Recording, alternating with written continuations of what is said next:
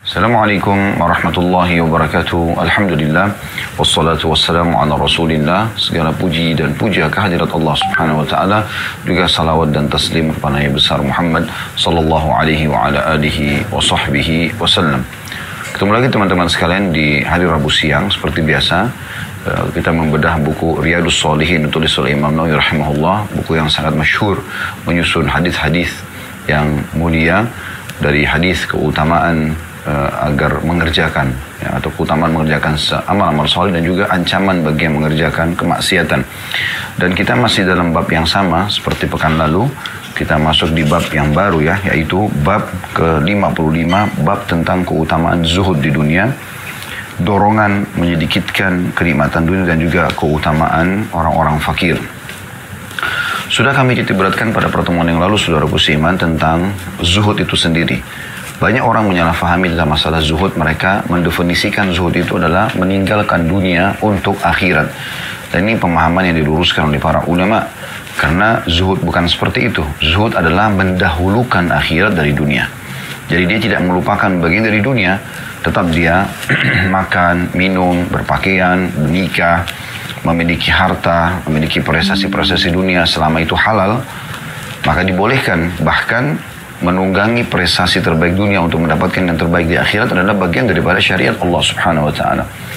Jadi ini perlu diluruskan karena banyak orang begitu mengenal kata-kata zuhud dan kemudian menerapkan dalam hidupnya, maka mulailah mereka menggunakan baju yang kumuh, makan roti kering dan seterusnya. Dan ini tidak dicontohkan dalam kehidupan para nabi-nabi, para sahabat Nabi ridwanullahi alaihim atau para kaum salaf. Mereka justru tetap tampak, kelihatan seperti orang-orang yang segar, orang-orang yang sehat, orang-orang yang menggunakan atau terlihat bekas nikmat Allah pada diri mereka. Dan menjalankan sabda Nabi SAW, Inna Allah yuhibbu an yara athara ni'amihi ala abdi. Allah suka melihat bekas nikmatnya pada hambanya. Dan ini dicontohkan oleh Nabi SAW berapa kali disebutkan dalam riwayat. Beliau menggunakan baju yang sangat bagus sampai para sahabat terkagum-kagum. Beliau pernah tampil dalam kondisi tampan, bersih, bahkan sering kali seperti itu keadaannya, sampai Ka'ab mengatakan beliau lebih indah daripada bulan purnama.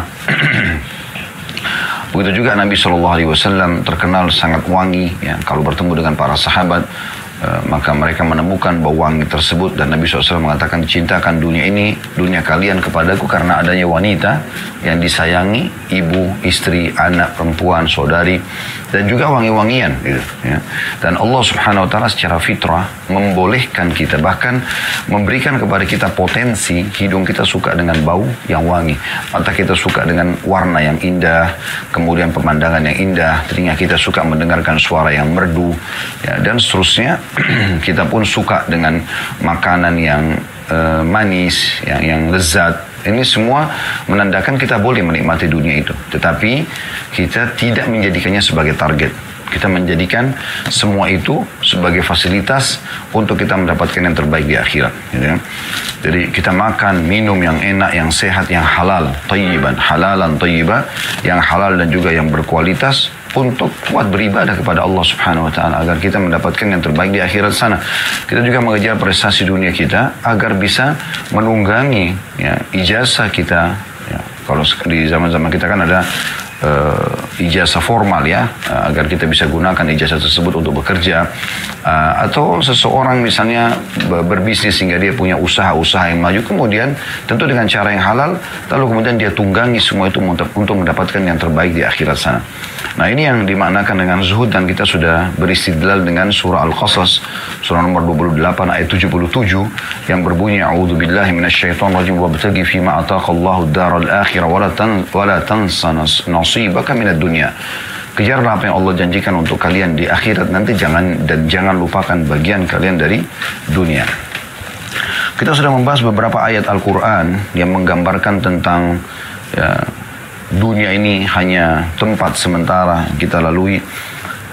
Kemudian kita juga telah membahas hadis-hadis Nabi alaihi salatu wassalam. Kita sudah membahas hadis nomor 461, 462, 463, dan 464. 4 buah hadis ini sudah kita bahas pada pertemuan yang lalu. Intinya sebenarnya hadis-hadis ini menggambarkan kepada kita bahwasanya Ya, dunia tempat kita lalui dan tidak boleh menjadi target utama. Tapi bagaimana kita menunggangi dunia ini untuk mendapatkan yang terbaik di akhirat sana. Hadis yang terakhir kita bahas adalah hadis nomor 464. Saya ingatkan kembali yang berbunyi dari Anas radhiyallahu anhu bahwasanya Nabi Muhammad sallallahu alaihi wasallam bersabda, "Allahumma la 'aisha illa 'aishul akhirah." Ya Allah, sesungguhnya tidak ada kehidupan kecuali kehidupan akhirat. Hadis ini muttafaqun alaih. Ya. Jadi hadis ini riwayat ini atau perkataan ini diucapkan Nabi SAW di lokasi Khandaq untuk memotivasi para sahabat yang pada saat itu mereka bekerja keras untuk menggali parit agar bisa membendung pasukan Ahzab, jamak daripada Hizb. Dan Allah jadikan nama surah nomor 33 dalam Al-Quran, surah Al-Ahzab, agar membendung pasukan kelompok-kelompok, ya, bahasa Arabnya Ahzab, yang jumlahnya 10.000 personil yang akan menyerang kota Madinah pada saat itu. Koalisi antara dua suku Yahudi yang terusir dari Madinah, Qainuqa dan Nadir yang bertempat di Khaybar, dengan Quraisy, Ghatafan dan beberapa suku-suku Arab kecil yang lain yang belum beriman kepada Nabi SAW untuk mengepung kota Madinah, dan mereka rencana akan membagi-bagi kota Madinah sebagai harta rampasan perang mereka. Tapi dengan izin Allah, Allah SWT mengalahkan mereka. Bahkan dijadikan sebagai salah satu zikir, wahazamal ahzaba wahda. Dan Allah mengalahkan seluruh pasukan Ahzab itu sendirian. Ya. Dan Allah tiupkan kepada mereka angin sehingga membuat mereka bubar setelah mengepung kota Madinah selama 43 hari. Di sini Nabi SAW pada saat memotivasi para sahabat, ya, mengingatkan kepada mereka bahwasanya dunia akan kita lalui. Peperangan ini adalah perjuangan di jalan Allah, dan yang mati akan mati syahid, yang masih hidup akan mendapatkan pahala besar yang dia panen di akhirat nanti. Maka beliau melantunkan, Allahumma la 'aisha illa 'aishul akhirah. Dan ada lanjutan dalam beberapa buku sirah, Allah maghfir lil muhajirin wal ansar. Ya. Artinya, ya Allah, tidak ada kehidupan yang kami jadikan target kecuali kehidupan akhirat, maka ampunilah muhajirin dan ansar dan seluruh muhajirin dan ansar. Muhajirin kaum muslimin pada saat itu yang hijrah dari Mekah ke Madinah, dan Ansar adalah penduduk asli Madinah yang telah beriman kepada Nabi SAW. Maka mereka semua melantunkan ini sebagai motivasi buat mereka. Dan ini sudah kita jelaskan pada pertemuan yang lalu, teman-teman sekalian. Dan kita akan masuk pada kesempatan ini, semoga Allah berkahi, hadis nomor 465 ya, yang berbunyi dari Anas radhiyallahu anhu bahwasanya Rasulullah SAW bersabda, "Yattabi'ul mayyita thalatha, ahluhu wa maluhu wa amaluhu, fayarji'u ithnani wa yabqa ma'ahu wahid, yarji'u ahluhu wa maluhu wa yabqa amaluhu." Hadis ini muttafaqun alaih atau riwayat Bukhari dan Muslim. Artinya, yang akan mengikuti mayyit itu 3 perkara, maksudnya ke kuburan pada saat jenazahnya diantar gitu.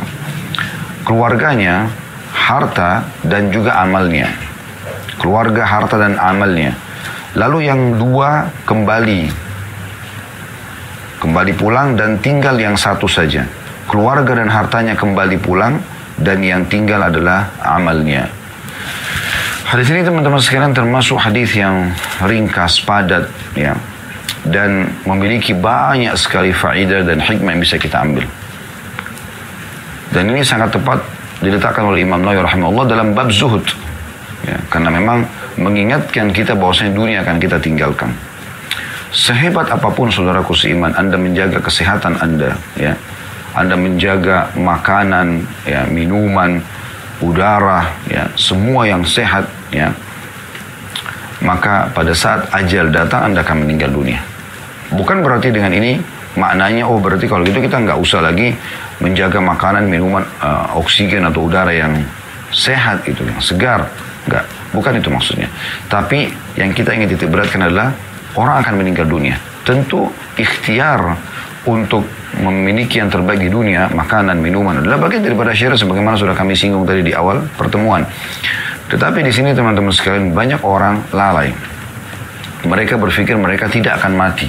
Dan umumnya di pikiran sebagian besar orang, dia akan meninggal dunia kalau dia tabrakan masuk ruangan ICU, masuk rumah sakit dulu baru meninggal.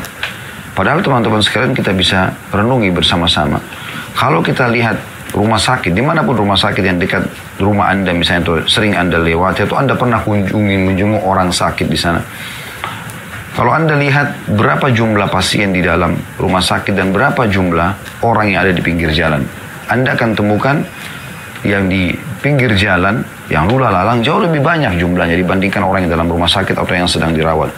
Ini secara rasional maknanya ya, yang kita bisa ambil pelajaran adalah bahwasanya orang yang meninggal dalam kondisi tidak sakit lebih banyak, gitu kan?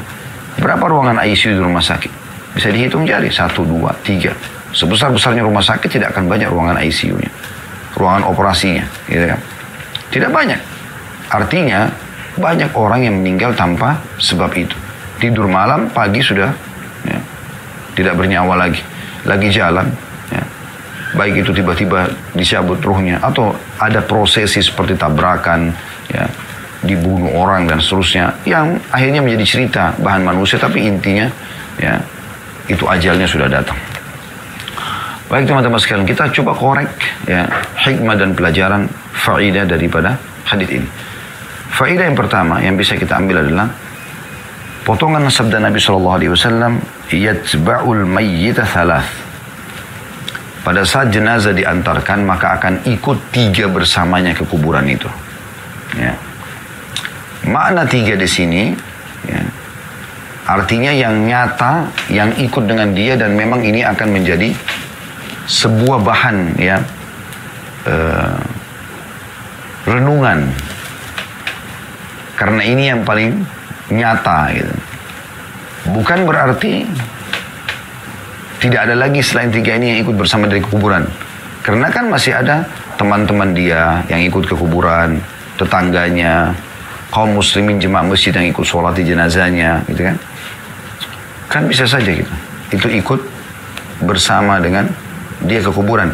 Tapi yang 3 hal ini yang paling berbekas ya. Yang umum orang bisa langsung memahaminya. Oh iya ternyata benar gitu ya. Mudah gitu. Dan memang ini yang paling bermakna dalam hidup setiap orang di antara kita. Ya, itu maknanya.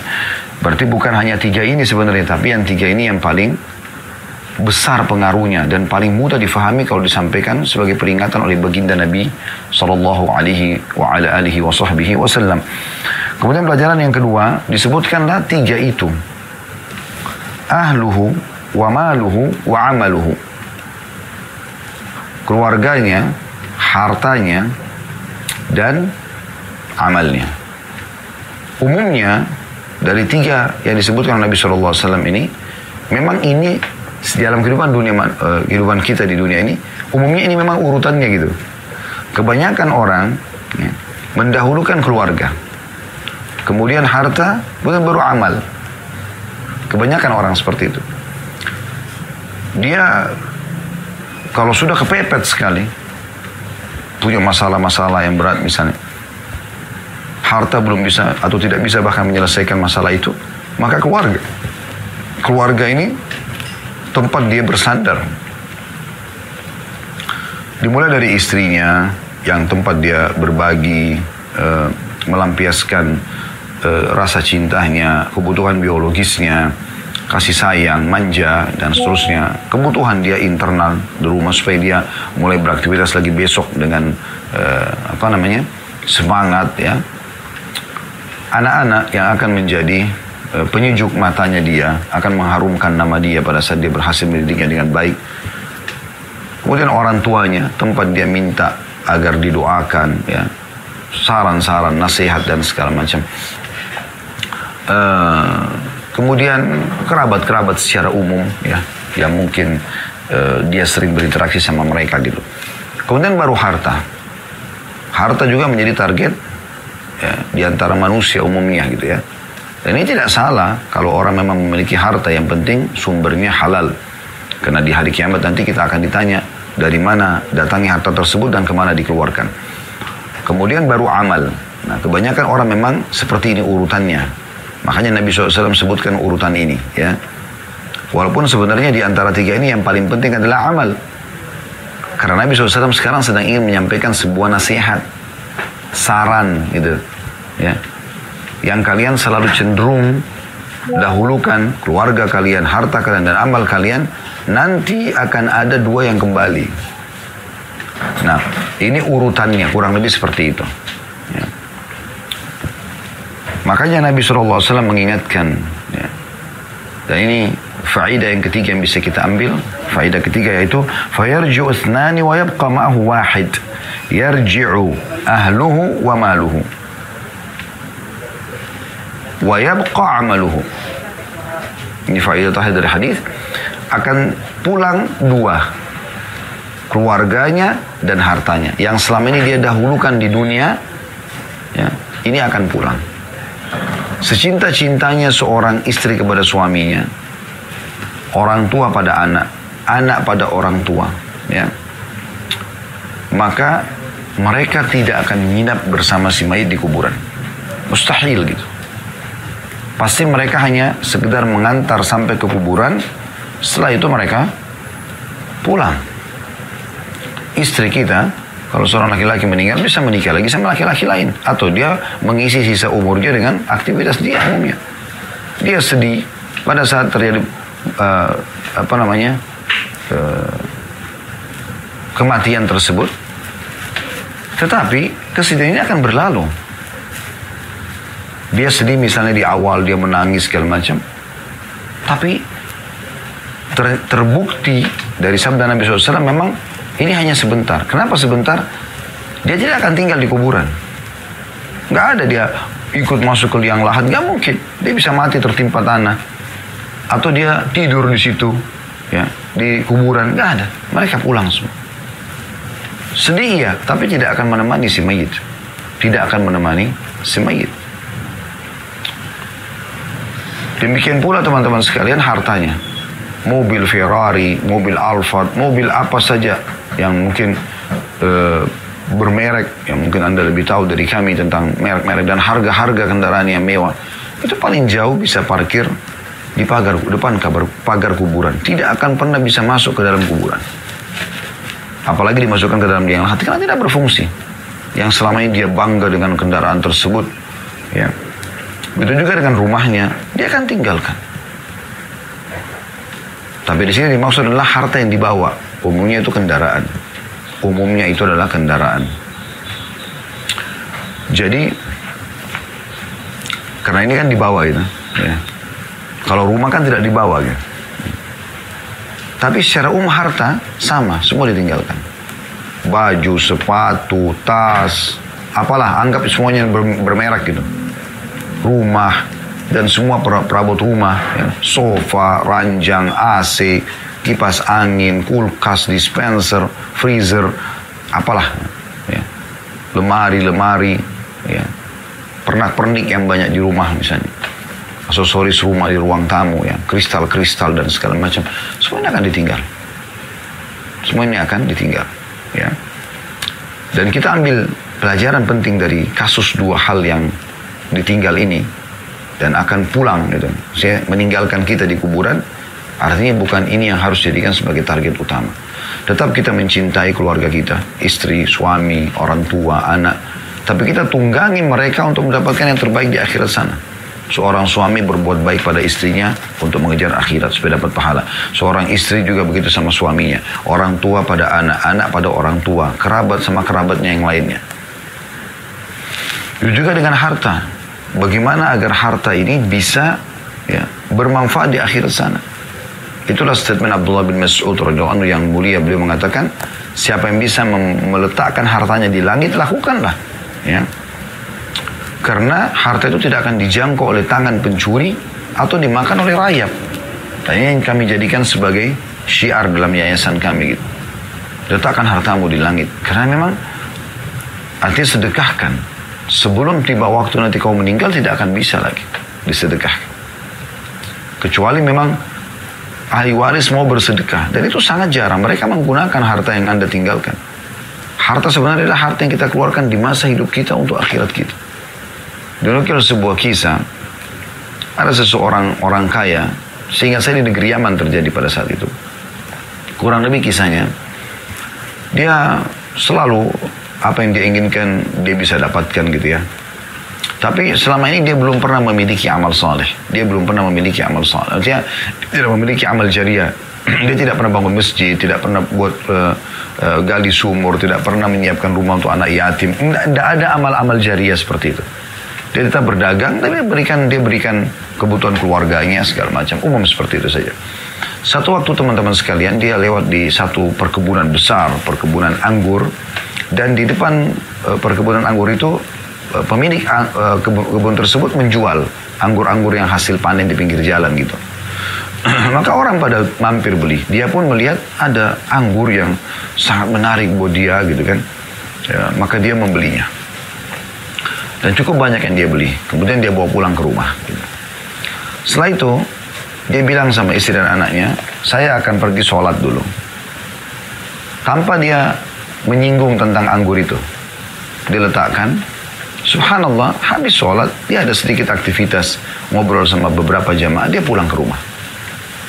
Begitu dia pulang ke rumah, dia ingin sekali anggur tadi, karena ranum anggur tersebut, lalu dia tanya istri dan anaknya, mana anggur tadi? Ternyata sudah habis dimakan oleh mereka. Habis dimakan oleh mereka. Tidak satu buah pun disisakan gitu. Karena ranumnya dan karena enaknya gitu. Mereka makan. Dan mereka tahu ini ayah atau suami ini adalah orang baik. Tidak marah gitu. Tapi subhanallah dari situ Allah sentuh hati dia agar dia sadar. Dia menyadari satu hal. Tiba-tiba dia pada saat itu pucat. Kemudian dia pun ya bergerak tiba-tiba langsung menuju ke tempat penyimpanan uang dia ya, di bank. Kemudian dia tiba-tiba menghubungi semua ya, yang pernah mengajukan proposal di kantornya, masjid, rumah anak yatim, semuanya tidak terkecuali diiyakan sama dia. Yang lalu-lalu yang tidak pernah diiyakan gitu, semuanya diiyakan. Sampai dia bangun sekian puluh masjid, sekian banyak tempat gitu. Setelah sekian tahun ada yang sempat tanyakan gitu, apa yang mendorong ini? Kok bisa tiba-tiba gitu ya, dia berubah total seperti ini yang sebelumnya tidak pernah ada. Bahkan di kantornya diketahui mungkin dia tidak ada proyek ini gitu. Maka dia mengatakan, saya tersadarkan dengan anggur. Kalau anggur saja makanan, istri dan anak saya tidak meninggalkan buat saya walaupun satu butir anggur, karena enaknya mereka nikmati, maka bagaimana kalau saya meninggal nanti? Apakah mereka akan melakukan amal soleh buat saya? Dari itu dia termotivasi untuk melakukan amal-amal soleh. Dan dia harus mengambil keputusan. Karena kalau tidak, dia berharap nanti pada saat dia meninggal, ahli warisnya akan membangunkan masjid buat dia, itu mustahil gitu. Bisa dikatakan mustahil kecuali illa man rahimallah, kecuali yang Allah rahmati gitu, yang tergerak hatinya, anak soleh, istri yang soleha, atau suami yang soleh, yang memang berpikir untuk si mayit. Tapi kejadian tidak seperti itu. Pernah kami kisahkan, kalau Anda masih ingat, di Saudi kejadian nyata, dinukil dari salah satu kisah yang unik gitu ya, di pengadilan-pengadilan yang ada di Saudi. Ada seseorang meninggal dunia, meninggalkan harta yang sangat banyak, ratusan miliar. Ya, seingat saya kemarin itu nilainya, kalau saya tidak salah setelah saya hitung, 600 miliar. Ya, banyak sekali gitu. Namun, si pemilik harta ini belum menikah, tidak punya istri, entah kenapa pertimbangannya, dan tidak ditemukan kerabatnya. Dan tidak ada istri, tidak ada anak, orang tuanya juga sudah meninggal. Akhirnya oleh pemerintah Saudi diambil alih harta itu. Sampai ditemukan siapa ahli warisnya itu. Ditelusurilah oleh jaringan pemerintahan. Ditemukan ada 3 yang bisa masuk dalam kategori ya, ahli waris dia. Sepupu dia. Ya. Dan mungkin kalau ada anaknya atau istrinya atau orang tuanya, mungkin mereka tidak termasuk orang yang mendapatkan warisan gitu. Ini dipanggil ke pengadilan, 3 orang datang. Mereka bingung kenapa dipanggil pengadilan. Mereka selama ini merasa tidak pernah membuat kriminal gitu. Kemudian ngobrol sama hakim. Baru hakim mengatakan, apakah kalian tahu si fulan, namanya si mayit? Mereka tidak tahu kalau ini sudah meninggal gitu. Maka kata mereka, iya kami kenal. Tapi dia tidak dekat sama kami sebagai kerabat gitu. Tidak pernah datang kalau kami undang. Dia juga tidak pernah mengundang kami ke rumahnya ya. Lalu kata hakim tersebut, si fulannya sudah meninggal. Mereka semua terdiam. Mereka mau dengar, sebenarnya apa hubungannya gitu. Ada masalah apa mereka yang dipanggil gitu. Lalu kata hakim, dan dia meninggalkan harta yang sangat banyak. Kami tidak temukan ada ahli waris yang layak untuk menerima, ya, kecuali Anda bertiga ini. Saat itu wajah ketiganya tiba-tiba berseri-seri. Ini mereka akan mendapatkan harta dan harta yang banyak, bukan uang 10 juta, 20 juta rupiah ya, ratusan miliar, tiba-tiba jadi kaya raya gitu. Mereka pun mengiyakan untuk menerima, lalu hakim menyiapkan semua surat-surat dokumennya, mereka tanda tangani, setelah semua selesai, sebelum mereka bubar dari pengadilan, hakim boleh memberikan masukan. Ini kisahnya. Dia mengatakan, sebelum kalian pergi dan menikmati harta yang Allah berikan, saran saya, ini kan harta bukan kalian kerja seperti itu. Dan dia meninggalkan sekian banyak harta dan kalian mendapatkan luar biasa gitu dengan hanya sekitar tanda tangan gitu. Bagaimana kalau dari setiap kalian mengeluarkan haknya 1 miliar, nilai rupiahnya 1 miliar kurang lebih. Kalau tidak salah 250 ribu atau 300 ribu real gitu ya. Keluarkan. Jadi kalau 3 mungkin 3 miliar rupiah, lalu bangunkan masjid buat si mayit. Sebagai amal soleh buat dia. Apa yang terjadi dalam ini kisah nyata ya. Mulailah salah satu dari 3 ini mulai berbicara mengatakan, saya punya utang banyak, saya mau selesaikan utang-utang saya. Artinya dia tidak mau ikut nyumbang walaupun 1 miliar. Bayangkan ya, kalau 600 miliar berarti masing-masing dapat 200 miliar. 1 miliar aja nggak mau dikeluarin. Berapa persen itu dibandingkan dari 200 miliar? Dia nggak mau keluarkan. Padahal bukan duit dia ini sebenarnya, dia cuma dapat begitu saja gitu. Yang satu lagi mengatakan, saya udah lama hidup susah, sekarang saya mau hidup senang. Nggak mau dia ini. Yang ketiga ini ngomong. Dia mengatakan apa? Wahai hakim, orang ini semasa hidupnya, dia sendiri nggak sedekah buat dirinya. Dia sendiri tidak sedekah buat dirinya. Kenapa sekarang kami harus dibebankan? Lalu kemudian 3-3 keluar dari pengadilan tanpa menyumbang sedikit pun buat dia. Coba Anda bayangkan. Renung ini teman-teman kisah ini. Bagaimana kalau kita tidak peduli dengan diri kita di masa kita hidup, agar kita bisa punya amal saleh pada saat meninggal nanti, maka ini akan bermasalah buat kita. Kalaupun ahli waris memberikan atau menyiapkan amal buat kita, maka sangat sedikit sekali. Oleh karena itu sekarang setiap kali ada lewat, ada selingan masjid di pinggir jalan lagi pembangunan sumbang, Anda dapat informasi di grup WhatsApp, yayasan ini butuh bantuan, ada program ini, program itu, ikut. Ikut. Bahkan kejar selalu setiap hari, harus usahakan, ini program pribadi kita lakukan, mendapatkan keutamaan hadis Bukhari yang kata Nabi SAW, kalau tiba di pagi hari, anak Adam tiba di pagi hari, maka Allah atau setiap tiba waktu pagi hari, Allah menurunkan 2 malaikat setiap pagi, dan keduanya mengatakan, salah satunya mengatakan, ya Allah, luaskan, lapangkan rezeki orang yang bersedekah. Yang satu mengatakan, ya Allah, binasakan orang yang bakhil. Kata Ibnu Hajar rahimahullah dalam Fathul Bari, maksud daripada binasakan adalah binasakan hartanya dan binasakan dirinya atau jiwanya orang itu. Sedekah buat diri kita. Karena tidak mungkin apa yang kita sedekahkan itu akan sama yang disedekahkan oleh ahli waris kita. Bahkan bisa saja mereka tidak akan sedekah. Walaupun kita boleh meninggalkan warisan karena itu bagian daripada perintah Nabi SAW. Pada saat Sa'ad radhiyallahu anhu dalam hadis yang sahih ingin menyedekahkan seluruh hartanya, Nabi SAW larang. Setengah Nabi larang. Sepertiga dia ingin wasiat kalau dia mati karena dia waktu itu sakit keras. Walaupun setelah itu dia sembuh dan hidup sekian tahun setelahnya. Masya Allah. Intinya dia bilang, ya Rasulullah, saya cuma punya anak perempuan 1. Harta saya banyak. Saya ingin sedekah gitu semuanya. Kata Nabi SAW tidak boleh. Setengah tidak boleh. Sepertiga, kata Nabi SAW, as-sudusu was-sudusu katsir. Sepertiga boleh, tapi sepertiga itu masih banyak.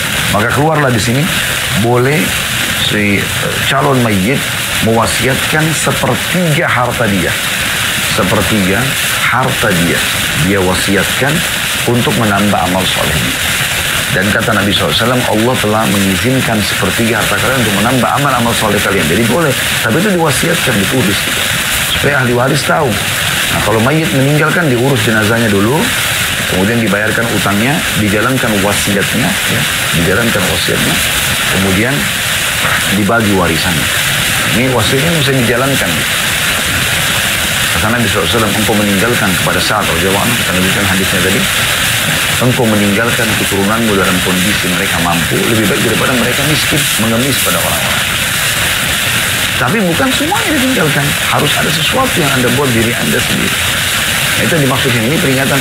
Itu hikmah yang luar biasa diambil daripada hadis ini. Kita boleh mencintai kerabat kita boleh juga mencintai harta kita, tapi kita tunggangi itu ya. Bagaimana kita sebelum meninggal dunia sudah mendidik istri, mendidik anak-anak untuk supaya bisa menjadi amal jariah buat kita, amal saleh. Kalau kita meninggal, mereka tetap kerjakan apa yang kita wasiatkan seperti sholat, tutup aurat, ya, akhlak-akhlak yang mulia, syariat Allah Subhanahu Wa Taala. Itu juga dengan harta. Anda sudah sedekah buat diri Anda juga sudah persiapkan kurang lebih gambaran tentang nanti ahli waris akan mendapatkan apa. Seperti itu, ya. Kemudian potongan akhir hadis ini dikatakan wa yabqa amaluhu, dan yang tertinggal amalnya. Nah, yang selama ini kita selalu sholat buru-buru, asal store kewajiban saya sama Allah. Ini sudah sering kami ingatkan di bab sholat. Ini sudah sering kami ingatkan, hampir di setiap kesempatan bahas masalah sholat, dan terutama di bahasan hari Jumat, ya, bedah buku Sahih At-Targhib At-Tarhib di bab kita atau kitab sholat. Ini teman-teman sekalian, jangan pernah kita berpikir sholat dan amal-amal soleh kita yang lain yang kita kerjakan Allah butuh. Allah nggak butuh. Allah nggak butuh dengan sholat Anda, dengan puasa Anda, dengan sedekah Anda, dengan apapun. Allah nggak butuh dengan itu. Allah nggak butuh. Dalam sebuah riwayat Bukhari hadis qudsi, Nabi SAW mengatakan, Allah berfirman, wahai hamba-hambaku, amal-amal yang aku perintahkan pada kalian adalah untuk kalian sendiri. Yang aku akan kembalikan hasilnya kepada kalian. Allah nggak butuh. Allah memiliki hamba-hamba dari para malaikat yang terus Allah mengatakan mereka bertasbih la yafturun, mereka tidak pernah bosan, tidak pernah capek, tidak pernah susah. Jadi Allah tidak butuh dengan amal kita. Mulai sekarang teman-teman, tanamkan persepsi di benak kita, kita yang butuh dengan amal soleh itu. Kita yang butuh dengan sholat kita yang butuh dengan puasa kita yang butuh dengan zakat dan sedekah kita yang butuh dengan baca Quran kita, sehingga kita maksimal, ya. Kalau Anda ujian, Anda tahu nanti hasilnya akan bermanfaat buat Anda akan maksimal dalam menjawabkan gitu. Atau Anda bekerja, Anda yakin kalau Anda maksimal berdagang, bekerja, Anda akan, ya, mendapatkan hasilnya. Maka itu Anda akan coba, ya. Maksudnya dagang ini Anda kalau maksimal memasarkan dan segala macam, mendapati produk yang tepat, maka akan mendapatkan hasil. Anda akan maksimalkan seperti itu kurang lebih. Nah, ini barang amal soleh ini adalah dagangan kita. Kita ini harus baik maksimal sehingga ada nilainya. Gitu. Sholatlah teman-teman dari takbiratul ihram sampai salam. Yakin setiap gerakan dan bacaan sholat itu ada nilai pahalanya. Dan kita yang butuh dengan amal itu. Allah tidak butuh sama sekali. Puasa, maksimalkan. Bukan hanya karena tahan lapar dan haus. Tapi karena kita tahu ini kita butuh pahalanya. Maka kita maksimalkan. Menjaga diri dari hal-hal yang haram. Ya, mengikhlaskan niat dalam mengerjakan. Dan tarik itu dalam semua amal soleh kita. Ini amal yang kita butuhkan. Ya. Maka harus hati-hati sekali. Karena ini nanti akan menemani kita di kuburan. Ini akan menemani kita di kuburan, teman-teman sekalian. Ya, ini pelajaran penting dari hadis, ya. Dan hadis ini mulia sekali, teman-teman sekalian. Selanjutnya adalah hadis nomor 466. Berbunyi dari Anas radhiyallahu anhu, masih dari sahabat yang sama. Beliau berkata, Rasulullah sallallahu alaihi wasallam bersabda, "Yu'ta bi an'ami ahli dunya min ahli an-nari yaumal qiyamah."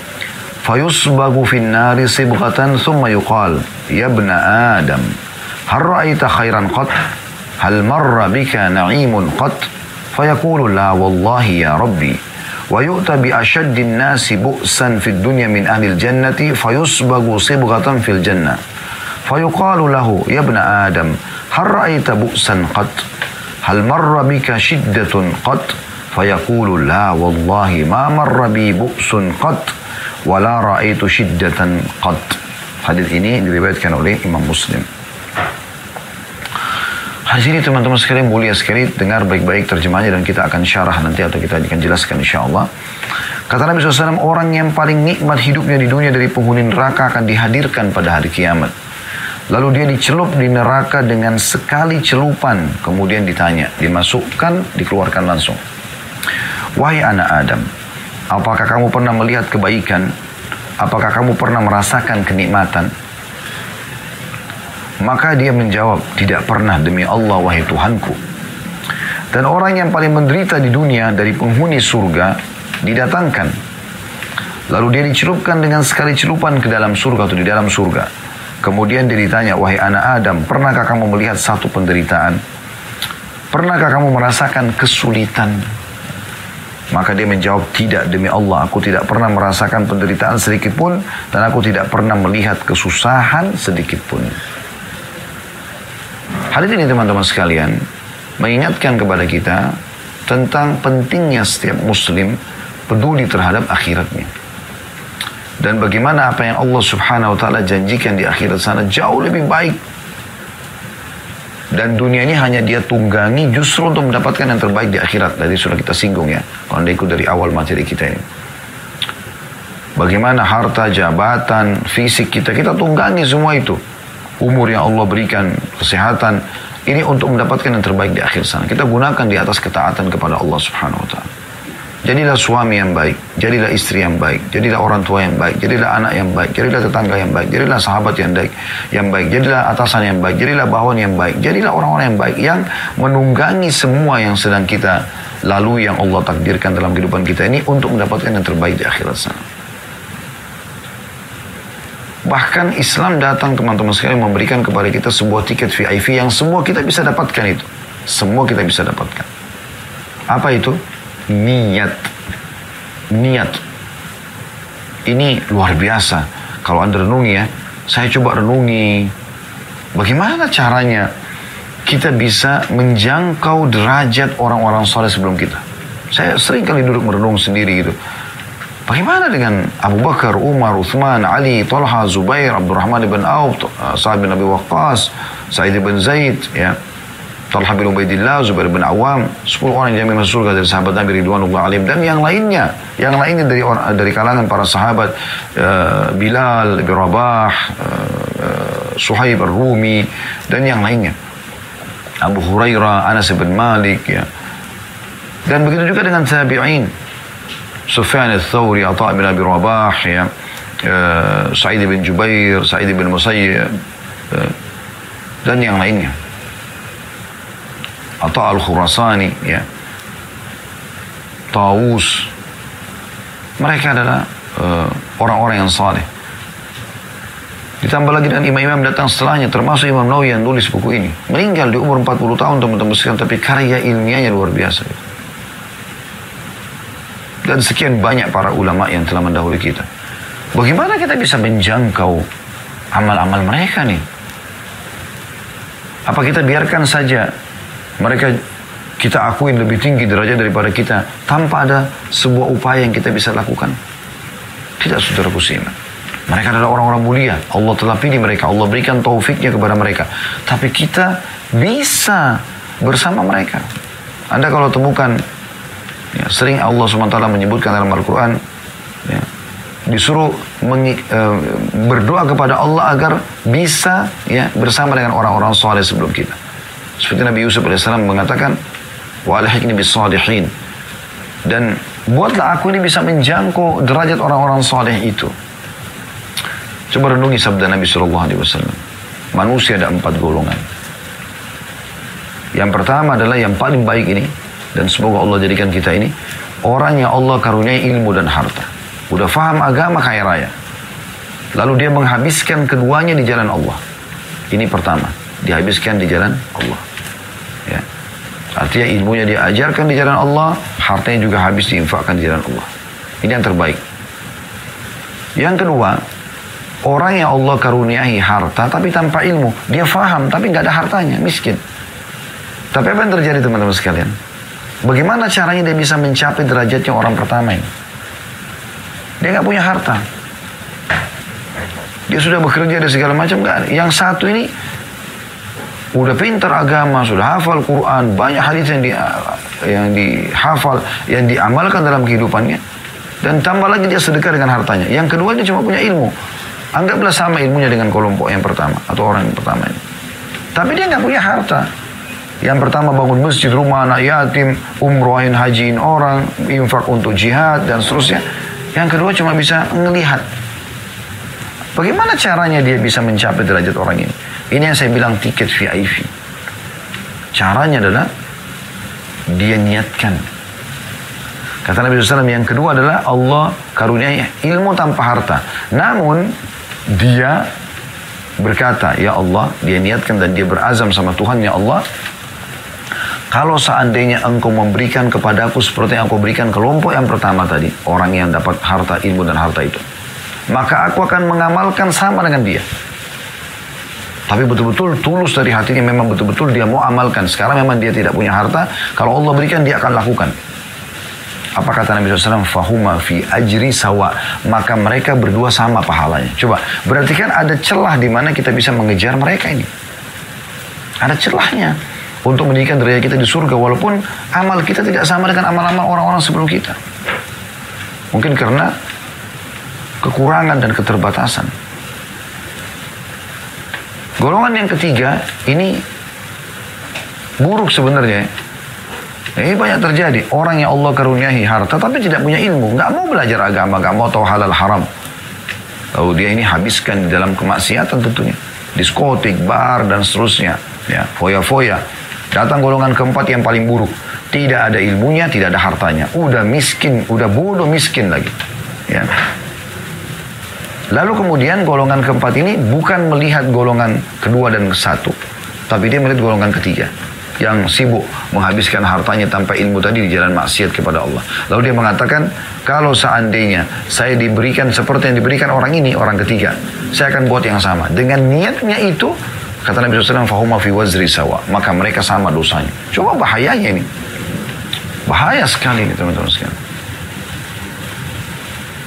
Jadi kita masih ada celah tiket VIP. Kalau Anda maksimalkan, ini Anda akan mendapatkan luar biasa.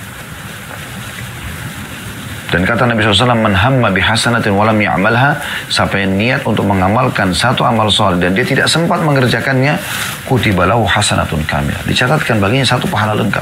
Niatkan dulu. Niat sholat malam, niat jihad, niat haji, niat.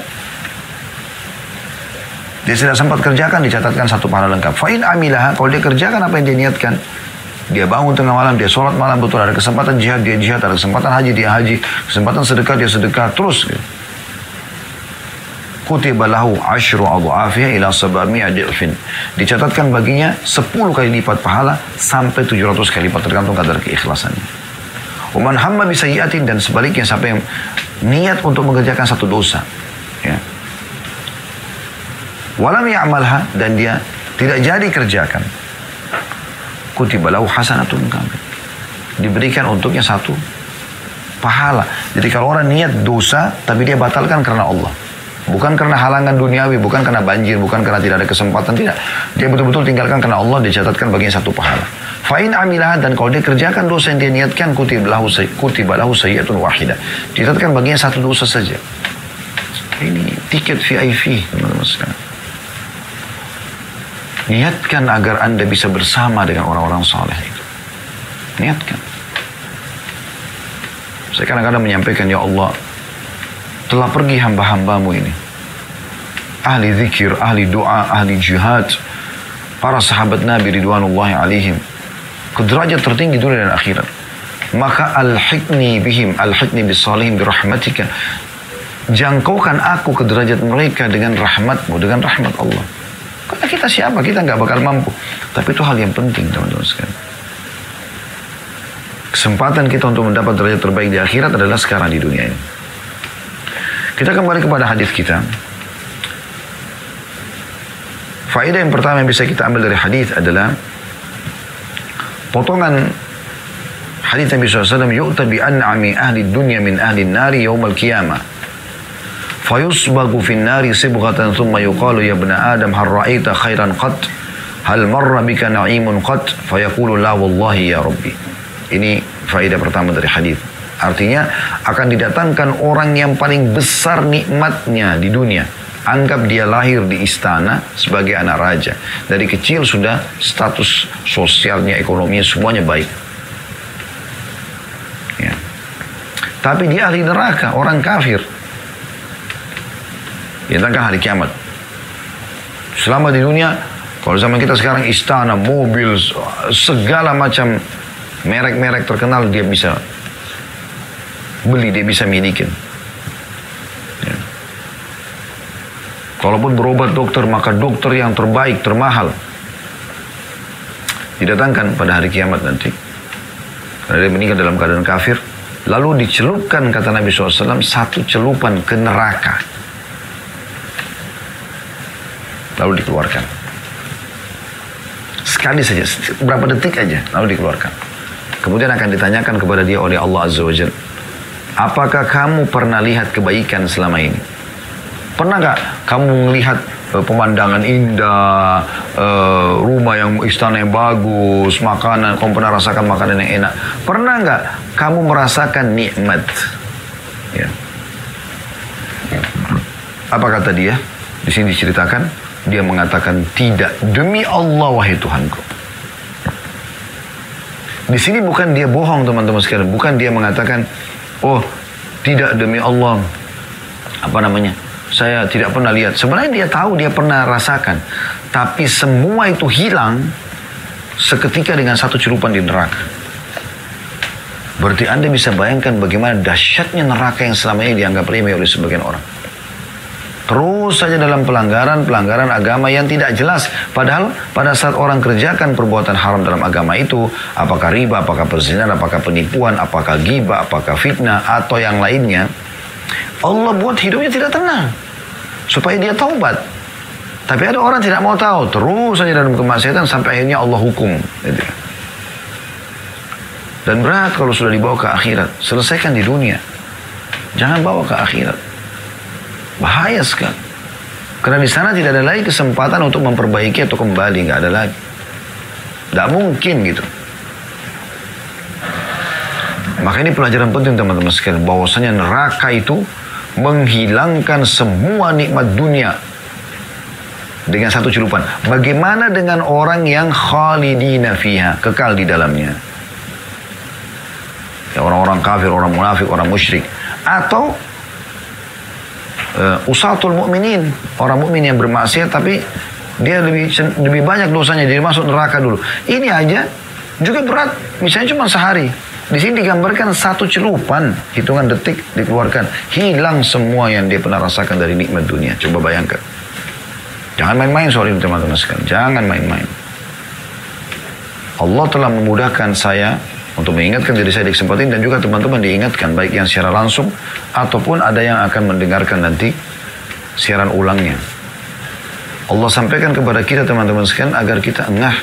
Ini bentuk kasih sayang Allah kepada kita. Hati-hati. Ya. Penyesalan nanti di akhir.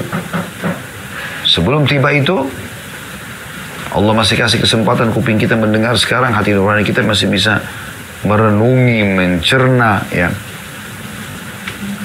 Maka ambil pelajaran. Sebaliknya, ini pelajaran yang kedua dari hadis. Tadi itu tentang dahsyatnya neraka, ya. Sekarang tentang dahsyatnya surga itu sendiri. Nikmat yang Allah siapkan. Kata Nabi SAW, wa yu'ta bi asyaddin nasi bu'san fid dunya min ahli jannah. Dan akan didatangkan pada hari kiamat nanti penduduk dunia yang paling susah hidupnya min ahli jannah, tapi dari penghuni surga. Fayusbagu sibqatan fil jannah. Kemudian dia dicelupkan satu celupan ke surga. Orang yang paling susah hidupnya, lahir dari keluarga miskin, nggak punya rumah, tinggal di emperan jalan, di sebelah danau, sebelah kali, sungai, nggak ada rumahnya, bajunya nggak ada, cuma baju itu satu di badan. Orang tuanya susah, atau anggap bahkan sampai pada tingkat orang tuanya pun sudah meninggal dalam kondisi dia kecil, pindah sana sini, nggak jelas hidupnya dari kecil. Tapi dari ahli surga, Allah berikan dia taufik, dia bisa belajar agama, hanya dia jadi faham agama itu. Ya. Waktu sholat, dia sholat, kemudian seterusnya dia beramal soleh lah, dia tinggalkan kemaksiatan, tapi dia susah hidupnya.